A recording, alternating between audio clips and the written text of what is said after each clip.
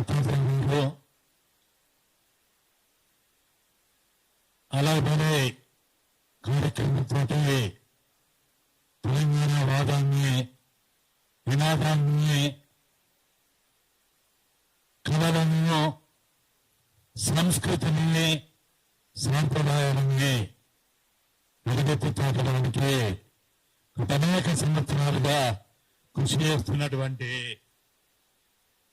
దత్తన్న గారు, అదేవిధంగా తెలంగాణ కోసం నిరంతరం శ్రమిస్తూ ఊపిరిగా, ప్రాణంగా బతుకుతున్నటువంటి ఎంతో మంది పెద్దలు ఇక్కడ ఉన్నారు. వారందరికీ కూడా రెండు చేతులు జోడించి తెలంగాణ ఉద్యమ అభివందనాలు.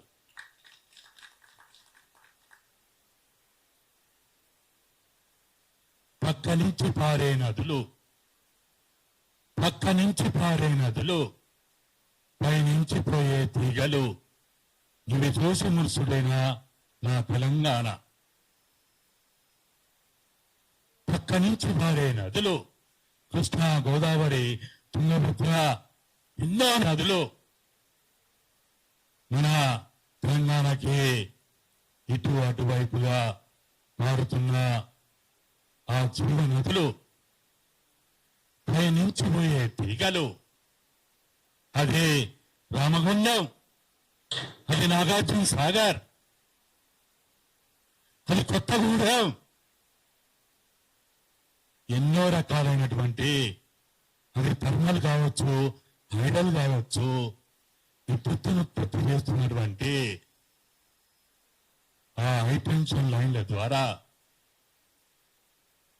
ఆంధ్ర ప్రాంతానికి తరలించబడుతున్నటువంటి ఆ విద్యుత్తు, ఆ తరతల పారే ఆ నదుల నీళ్లు, జీవనదుల నీళ్ళని తెలంగాణ సారవంతమైన భూముల్లో పాడాలని, ఆ విద్యుత్తు మనకే దక్కాలని ఆ రోజు తెలంగాణ ఉద్యమం ప్రారంభమైంది. చాలా మంది ఇక్కడ కూడా అనుకుంటా ఉండొచ్చు, తెలంగాణ ఉద్యమం ప్రారంభమైంది నీళ్లు, నిధులు, నియామకాల కోసం కాదు.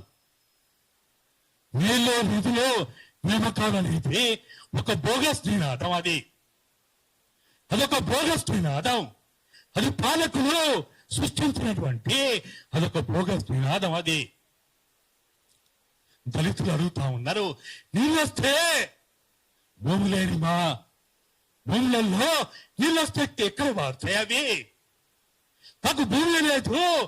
తెలంగాణలో 70% కుటుంబాలకి సెంటు భూమి లేదు, ఎకరం భూమి లేదు. నీళ్ళు వస్తే ఎవరికి వాడతాయి అని దళితులు అడుగుతా ఉన్నారు, బౌద్ధులు అడుగుతా ఉన్నారు, గిరిజనులు అడుగుతా ఉన్నారు, ఆదివాసులు అడుగుతా ఉన్నారు.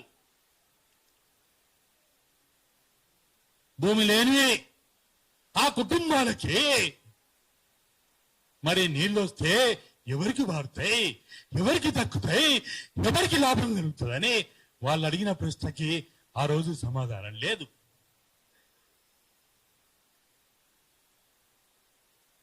నిధులు అంటే ఏంటిది? మెగా కృష్ణారెడ్డి కోసం నిధులా? పెట్టుబడిదారుల కోసం నిధులా?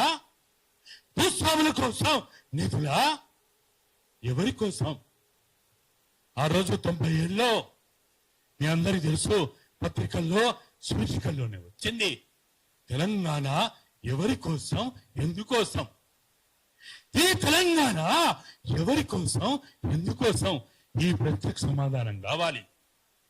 ఈ ప్రత్యేక సమాధానం కోసమే ఆ రోజు నుంచి ఈ రోజు వరకు కూడా తెలంగాణలో ఉన్నటువంటి ఆదివాసీలు, గిరిజనులు, దళితులు, బహుజనులు వాళ్ళు అడుగుతా ఉన్నారు. ఆ రోజు 2001లో కుండ లక్ష్మణ్ బాబు గారు ఇచ్చిన ఇదే దురదృష్టంలో టిఆర్ఎస్ పార్టీ ఆవిర్భావం అప్పుడు కూడా ఈ గులాబీ జెండాని ఎగరవేసినప్పుడు కూడా మేము చెప్పింది నీళ్లు, నిధులు, నియామకాలు కాదు. ఈ తెలంగాణలో విద్యారంగంలో మార్పు రావాలి, ఈ తెలంగాణలో వైద్య రంగంలో మార్పు రావాలి. ఈ తెలంగాణలో ఉపాధి రంగంలో మార్పు రావాలి. ఈ తెలంగాణలో 1,16,000 చదరపు కిలోమీటర్ల విస్తీర్ణంలో ఉన్నటువంటి ఈ భూభాగంలో ఉన్నటువంటి సకల సంపద ఈ తెలంగాణ ప్రజలకు దక్కాలి. అది జల సంపద కావచ్చు, ఖనిజ సంపద కావచ్చు, భూ సంపద కావచ్చు, మానవ సంపద కావచ్చు, మేధ సంపద కావచ్చు, అది అటవీ భూములు కావచ్చు.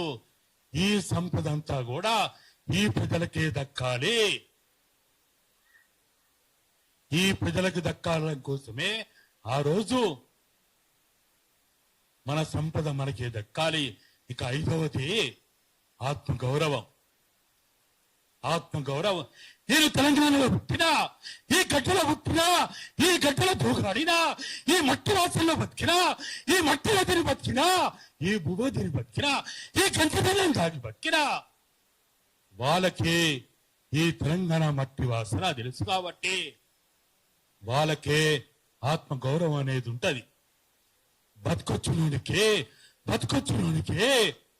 భవిష్యత్తులోనికి ఆత్మగౌరవం ఉండదు. ఈ మట్టి వాసన తెలియదు.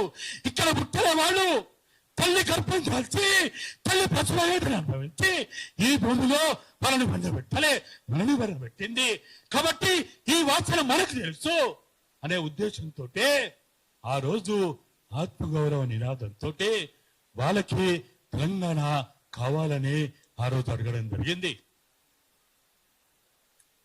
కాబట్టి ఇది తొలి దశ మలిదశ ఉద్యమం మాత్రమే కాదు. ఇంతకుముందు పృథ్వీ చెప్పినట్టు, రాజేశ్వరన్ అని చెప్పినట్టు ఇది 1953 నుంచి ప్రారంభమైన ఈ ఉద్యమం. ఇది మనందరం అనుకుంటున్నాం 90లో మొదలైంది, 69లో మొదలైంది అని మనం అనుకుంటున్నాం. కాదు, ఇది 1953లో ఆ రోజు హైదరాబాద్ రాష్ట్రం ఏర్పడినప్పుడే తెలంగాణ ఉద్యమానికి అంకురార్పణ జరిగింది. అది తర్వాత 56లో ఫెడరల్ కమిషన్ ద్వారా భాషా ప్రభుత్వ రాష్ట్రాలు ఏర్పడాలని అనుకున్నప్పుడు కూడా 56కు ముందు కూడా కుదరాలని అడిగిండ్రు. ఆ రోజు నెహ్రూను కూడా అడిగిండ్రు. అందుకే నెహ్రూ నిజామాబాద్ మీటింగ్ లో ఆ రోజు చెప్పిండు, మీకు ఇష్టమైతేనే కలవండి, బలహీనుడికి బలహీనుడికి మధ్య తేడా ఉంది అని ఆ రోజే మీరు కావాలంటే ఎప్పుడంటే అప్పుడు విడిపోవచ్చని నిజామాబాద్ మీటింగ్ లో నెహ్రూ ఆ రోజు చెప్పిండు. కాబట్టి ఏదో మనం ప్రారంభించినా, నేనే ప్రారంభించినా, నేనే ఇత్తనం వేసినా, నేనే నీళ్లు పోసినా, నేనే ప్రారంభం పోసినా, నేనే చదువుతుంది అని ఎవడు అనుకున్నా కానీ అది వాడు మూర్ఖుడైతాడు, వాడు అవివేకైతాడు, వాడు తెలివి తక్కువడైతాడు.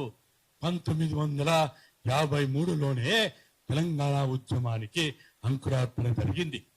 హైదరాబాద్ రాష్ట్రం ఏర్పడినప్పుడే దుర్గల రామకృష్ణారావు ముఖ్యమంత్రిగా ఏర్పడినప్పుడే అటు రాయలసీమ ఆంధ్ర వాళ్ళు కలిసి కర్నూలులో రాజధాని పెట్టుకున్నప్పుడే తెలంగాణ ఉద్యమానికి అంకురార్పణ జరిగింది.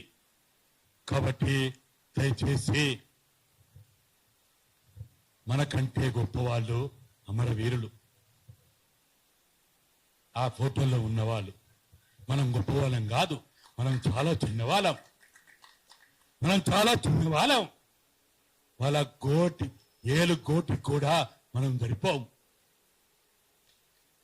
కాబట్టి నేను గొప్ప అని అనుకునే బదులు వాళ్ళని తలుసుకుంటూ వాళ్ళ ఆశయాలేంటి, వాళ్ళ కోరికలేంటి, ఆశయాలని మనం ఎట్లా నెరవేర్చాలి, వాళ్ళ కోరికలని ఎట్లా నెరవేర్చాలి. 2 నిమిషాల మౌనం పాటించడం అంటే వాళ్ళ ఆశయాల కోసం మనం ప్రతిజ్ఞ చేసినట్టు. మరి అటువంటి దానికోసం మనందరం కూడా, పెద్దలందరూ ఇక్కడ ఉన్నారు, దత్తన్న చివరి దశలో ఉన్నాడు, కాబట్టి మీరు ముందుండండి. మీకు మొత్తం తెలుసు, తెలంగాణలో ఊరు వాడు తెలుసు, వాడ తెలుసు, గల్లీ తెలుసు. ఈ హైదరాబాద్ అంటే మీకు కొట్టిన పిండే, మీకు అంతా తెలుసు. కాబట్టి మన ఇక్కడ ఉన్న కవి రచయిత అప్పటి నుంచి మేము 99లో మేము ఊరు తిరుగుకుంటా పోతే అన్నప్పుడు హాస్టల్ వార్డెన్ మాకు అక్కడనే స్వామి అన్న మాకు ఇంత భోజనం పెట్టి మీలాంటి వాళ్ళని ఎంకరేజ్ చేయాలని మాకు మంచి వసతి ఏర్పాటు చేసినటువంటి వాళ్ళు ఎంతో మంది ఉన్నారు ఇక్కడ. తెలంగాణ అంటే శివాలు కూడా లేచి వస్తాయి, సమాధులే సాక్ష్యాలైతాయి. కాబట్టి తెలంగాణ అది మన తల్లి రుణం తీర్చుకున్నట్టు. మన తల్లికి పుణ్యం పెడుతూ సంవత్సరం చేస్తూ అంటాం. కానీ ఈ తెలంగాణ తల్లి రుణం తీర్చుకోవడానికి మనందరం మన బంధాలని, మన రాజకీయాలని, మనకున్న కట్టుబాట్లని, కులాలని, మతాలని పక్కన పెట్టి వారు ఆశయాలైనటువంటి తెలంగాణ సమాజం కోసం, 4 కోట్ల ప్రజల కోసం, ఆదివాసుల కోసం, గిరిజనుల కోసం, దళితుల కోసం, భోజనుల కోసం కోటికి లేక కేకలేస్తున్నటువంటి అన్నమో రామచంద్ర అంటూ ఆకలి కేకల అత్తనాదాలు ఇక తెలంగాణలో వినపడొద్దు. ఆకలి చావులు ఉండొద్దు, ఆత్మహత్యలు ఉండొద్దు అని మనం కోరుకోవాలి. సకల సంపద కలిగిన నా తెలంగాణ, కోటి రత్నాల వీణ నా తెలంగాణ. కాబట్టి దయచేసి ప్రపంచంలో ఎక్కడ లేనంత సంపద ఇక్కడ ఉన్నది. కాబట్టి ఆ సంపదని కాపాడుకుంటూ మనందరం కూడా పెద్దలు, గౌరవనీయులు చాలా మంది ఇక్కడ ఉన్నారు. పృథ్వీ వెళ్ళిపోయిందా? పాశమన్న లాంటి వాళ్ళందరూ కూడా ఇక్కడ ఎవరు తక్కువ కాదు, ఎవరు ఎక్కువ కాదు, ఏ పార్టీ తక్కువ కాదు, ఏ పార్టీ ఎక్కువ కాదు, అందరూ మనోళ్ళే. తెలంగాణలో పుట్టిన వాళ్ళందరూ మనోళ్ళే. కాబట్టి కొద్దిగా అప్పుడప్పుడు ఆగమవుతుంటారు వాళ్ళు, పరిచయం అవుతుంటారు వాళ్ళు. కాబట్టి ఆగమయ్యే వాళ్ళందరూ కూడా మనం ఆలింగనం చేసుకుంటూ వాళ్ళందరినీ కూడా కలుపుకొని మనం ముందుకు పోయి మన ఆశయాలు నెరవేర్చుకుందాం. దాంట్లో ఇప్పుడు ఈ కమిటీ వాళ్ళు నాకు ఏ బాధ్యత తప్పు చెప్పినా, ఏ పని అప్పు చెప్పినా నాకు చేతనైన కాడికి నేను ఇప్పుడు చాలా ఆపరేషన్లు చేసుకొని వచ్చిన. కాబట్టి ఈరోజు తప్పక భాషం ఉన్న ఇక ఆదేశం కాదు, అదొక రకంగా ఆయన నువ్వు రావాలి అని గట్టిగా చెప్పడం, శ్రీను గట్టిగా చెప్పడం వల్ల ఇక్కడికి దత్తం వస్తుందని చెప్పడం వల్ల చాలా రోజులైంది. దత్తన్న నా కోసం కూడా జైల్లో ఉంటే పార్టీకి అతీతంగా పోయి ఎవరు పోయి చెప్పినా కళ్ళల్లో నీళ్లు పెట్టుకొని అరే ఇండియా జైల్లో ఉన్నాడా అని ఆయన ఎంతో బాధపడ్డట్టుగా నాకు చాలా మంది చెప్పిండ్రు. కాబట్టి అందరికి కూడా నా కోసం తప్పన పడిన వాళ్ళందరికీ కృతజ్ఞతలు చెప్పాలి, ధన్యవాదాలు చెప్పాలి అని ఇక్కడికి నా ఆరోగ్యం బాగాలేకున్నా రావడం జరిగింది. అందరికీ కృతజ్ఞతలు, ధన్యవాదాలు. ఇప్పుడు ధన్యవాదాలు ఇన్నన్న గారికి. దత్తన్న వాడే ముందు రాజలింగం అని అంటే ఒక చరణం వినిపిస్తాడంట.